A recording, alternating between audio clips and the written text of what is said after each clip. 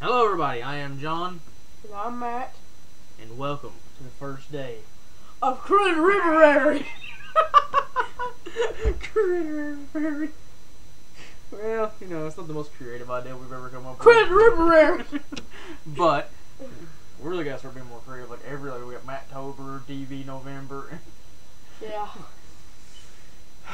Anyways, yeah, Critter River. Critter River. Will be the month where we review all 4 of the 80s monster gremlin ripoff films. Hey, the nut. Oh, in the 80s. 2 of the last. Well, sorry, the last 2 are in the 90s. Well, they began in the 80s. Began what, mid to late 86. 80s? Yeah, mid to late 80s. I was reading that before the movie started. So yeah. Critter River. So today we'll be reviewing Critters Uno. Or just Critters. Yeah, Critters. Dadgum that Blair. The original one. And this one has a pretty decent cast. It has D-Wall Stone, M. Emmett Wallace, Lin Shaye. And isn't the little boy in this movie on the American Dad now? It said something about him. Yeah, we looked it up. It said something about American Dad. I don't know what to extent he's on though. So yeah. No one knows. Basically, this film starts out with this prison meteor, or the comet, or something like that. Yeah, which is filled with the critters. Exactly. The prisoners are the critters, and the critters escape. And they're hungry. And then we get to head to planet Earth. So the aliens sent these 2 bounty hunters who can shapeshift into anyone they see. Yeah, one of them transforms 2 times. And he transforms a lot. Actually, no, he does that more now. He does the cop, he does the priest, and then he finally does the one dude. You just reveal what happens. How's that reveal what happens? That has nothing to do with the movie. Okay. Bye, fail. Tag him chair won't quit flopping. We're never gonna get Critter River started. So basically, the critters show up to Earth and they begin to invade his family's home and attack them and try to kill him violently. And the bounty hunters begin to try to kill them one by one. And it's all a bunch of chaos at the end of the movie. If you've never heard of this movie, I'm gonna show you what one of the critters looks like. Yeah, the critters are hilarious looking. See, there's Critters. one right there. That's the later critters, though. There's 3. There's 2. You can barely see that one. And the one we're talking about is this one. Hold on. Ah! Wrong way. Oh no! Critters. I really recommend this movie. So what'd you think, Matt? This movie, it's really good. Mm. It's got comedy elements. Of course, you said it was a Gremlins ripoff. It is a Gremlin ripoff. But there was a lot of this in the 80s, man. Gremlins was a huge film. Like, Gremlins was blockbuster. I thought that was early 80s, wasn't it? It's like 84, 83, something like that. For some reason, when I first watched Gremlins, I thought it was in the late 70s. No, it's an early to mid 80s flick. And so these guys decided to capitalize on the tiny monster trend and create the critters. And then they made Puppet Master movies. And Ghoulies and Hobgoblins and Leprechaun and all these tiny monster flicks. Hey, what about this isn't really a monster, but wouldn't you say Gremlins kind of inspired Chucky in a way?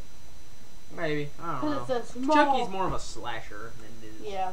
But anyways, back to the original Critters. Yeah, it's a fun 80s flick with bad hair, some decent acting. D-Wall Stone, she's always good. She always plays a mom. And if you watch this movie, you'll recognize the Lin Shaye. Huh? Her name's Lin Shaye. Lin Shaye. Mm-hmm. She's in Insidious. Yeah, she is in Insidious. The biggest thing about this movie, though, is the effects work was done by none other than the Shoto brothers. Who done the effects for Killer Clowns? And directed Killer Clowns, I believe. Oh. They did the effects work for this movie. And what makes this movie so funny is clearly it's a low budget film. But they did. Well, you talk, I'm going to show them the Killer Clowns. Alright. It's a very low budget 80s flick. My chair keeps falling, people. I'm sorry. But what makes it so... chair sucks! I know. But what makes it so hilarious is that clearly they didn't want to destroy a lot of the critters because they wanted to keep reusing them. Yeah. They made 3 more movies. No, I'm talking about the actual critter puppets. Oh, okay. So clearly they didn't want to destroy a lot of them. So they end up like one swallows a piece of dynamite. It's like, that's what blows. Yeah, balls are dead. Another one, the guy's about to shoot with a shotgun, then a ceiling fan falls on it. Like, so they're trying their best not to come up with ways to not blow these things up, so they can keep reusing them throughout the whole movie, which makes it absolutely hilarious. And this is the Chodo Brothers' most famous flick. Killer Clowns from outer space. Dang that blur. There it is. As you can see, the effects kind of look similar. Yeah, the Chodos have a very distinct stop animation puppet style. You can really tell this one's low budget, but I don't know about this one. That's low budget too. They didn't, like I said, Chodos didn't direct this. They just did the effects work for it. But I really like the critters effects. Yeah. My favorite critter is the two. I don't know if this is a spoiler, but the mom shoots one of them, and he says, "Oh frick!" And then rolls up the ball, and takes off. Yeah. The critters actually talk in this movie, and when they talk, they actually subtitle it. Which I think is pretty cool. It is funny. It's a good joke. I mean, like, this movie isn't to be taken serious. It's not a legit horror movie. It ain't like movies like Insidious. Yeah, it's not a scary movie. It's a sci-fi horror comedy. Oh god, it's hilarious. And the critters have all kinds of rules, kind of like just like the gremlins. Like, they can roll up into little balls. They can shoot little things out of They their shoot spines. They eat, like, piranhas. And it's like from Kung Pao, as you said earlier, a paralyzer. We should review that movie. What makes me laugh the most in this movie, though, is like when they roll up to the ball, it's clear the actor just like, oh! They're like fucking these balls from off camera, hitting them with them. Yeah. It's awesome. I mean, it's a fun little 80s goofball. Yeah. You know something I would really like to get? If they had one of those stop anime, one of those puppets, I would buy one. Here's an interesting fact for you then. I don't know from what movie it was from, but there used to be a show that come on the Sci-Fi Channel called, what was it? Help me, Matt. Hollywood Treasures. Yeah. Where these guys would just go out and find props from movies and auction them off. Mhm. In one of the episodes, this guy was looking through a catalog, and he was looking at a hover scooter from one of the Back to the Futures. Mhm. Right below it was a critter.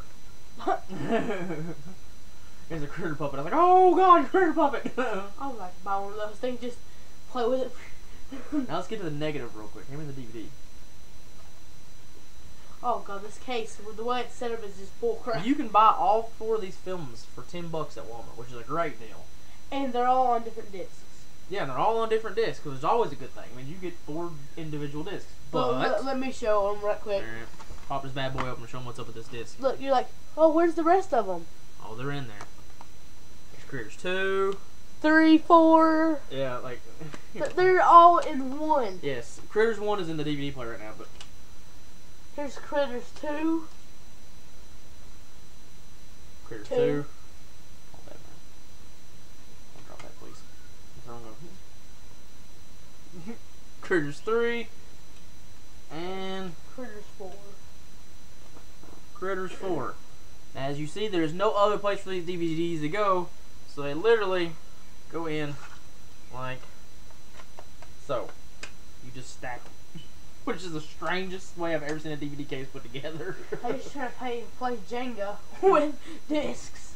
Yeah, I hope they don't get scratched up and messed up, but for $10 I couldn't turn it down. We're talking about Critters 1. Back to Critters 1.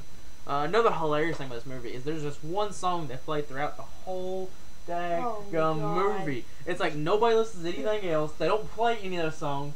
It's like, it's the power of the night by Johnny Steele. Of course, this is the 80s. Power of the night. Come on, sing together. The power of the night. Okay, that's enough. Yeah, fine. The best part of that, they show the actual music video because the aliens, the bounty hunters, are faceless, and they take the face of any person they see. Yeah. One of them takes the face of the Johnny Steele dude. But as he's watching the video, there's a part in the video where it's like, The power. And I laughed. I thought he was face was because it was so bad. Like this, lightning was coming out of his face, and then The power of the night. And he jumps off stage, like, and then which is a really cool effect. Actually, the alien's face melts to a skull and then reforms into the guy's face. he, Which, then unfortunately they don't do that for the rest of the movie. no, it only happens once. Low budget. But Yeah. actually making low budget film work. So what'd you think about everything else in the movie? We talked about special effects.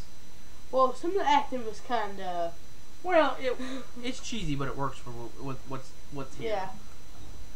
You know, And I thought it had a pretty decent score, but it was kind of underused. yeah. But the critters are awesome. Mm-hmm. Ah. Jagged teeth, crazy sons of Hey, it bitches looks like my brother. with red eyes. Since I was about to get up in that, just hanging up in my room. Yeah, the Chiodo Brothers' work is always great. They did most recently. Chiodo Brothers did work in a movie called Chillerama. They still do movies. Yeah, they created the giant sperm in the movie Godzilla. The giant sperm whale. No. Sperm cell. Oh. It looked awesome. I mean, Yeah, but still. Oh. anyways, yeah, that's Critters 1. I don't think we have anything else to say about it. Who directed this movie, Matt? Give me that case. Should be the last thing on the first one. Directed by. Stephen Herrick. I think you're reading the wrong one. No, you actually got it right. Stephen Herrick. That's what you got right. Whoever you are, buddy, you did a good job. So, what are you going to give Critters 1 out of 5? I'll give it a 4.5. I'll give it a 3.5. Feels like I'm not gonna hit you right now. Well, the reason I give it a 3.5 is because it's a solid movie. That's why I give it a 3.5, because it's fun. But it's not like the greatest movie ever made. No, it ain't the greatest movie ever made or anything, but it's pretty good. But it's fun. So, we'll continue next Friday when we review. Critters 2, 3, and 4. Well, we're just doing Critters 2 first. Critters 2, the main course, directed by Mick Garris. The guy And who 3 created is directed the guy by... who created Masters of Horror. The guy who created Masters of Horror ain't a master of horror, and most stuff he makes sucks. Oh. And He directed the Shining miniseries for the TV movie. Did you ever see that? It was bad. No offense, Mick Garris, you seem like a good dude. 3 is Kristen Peterson. Okay. And 4 is Rupert Harvey. Rupert! Rupert Harvey! So you can look forward to Critters 2 next, directed by old Mick Garris, Dirty Mick Garris. And yeah, that's Critters 1. I give it a 3.5. Matt gives it a 4.5. We're way off this time. We're way off this time. I'm John, I'm Matt. and enjoy Critter. One One more thing. It's the power of the night.